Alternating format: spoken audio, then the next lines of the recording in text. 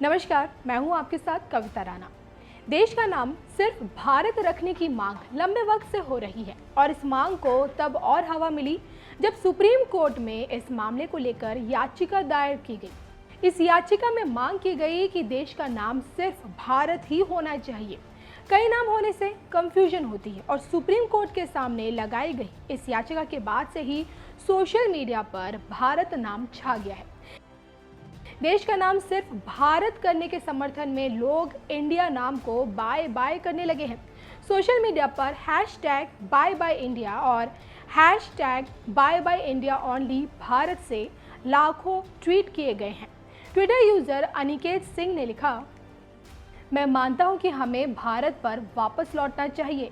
आगे बढ़कर सभी शहरों, कस्बों, गांवों, सड़कों और स्मारकों को वैदिक नामों से वापस लाएं।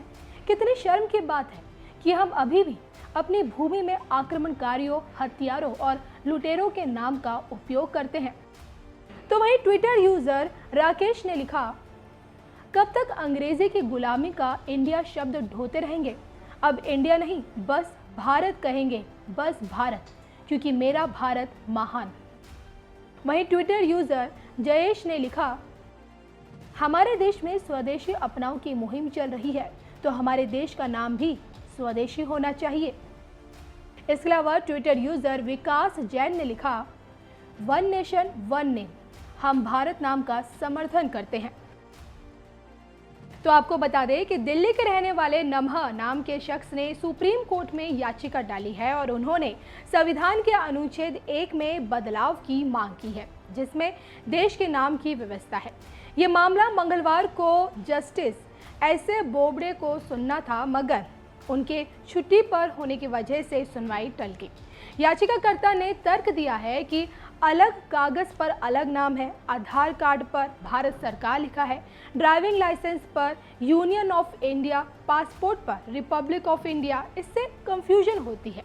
याचिकाकर्ता नम्हा ने एक और तर्क देते हुए बताया कि इंडिया नाम अंग्रेजी की गुलामी का प्रतीक है।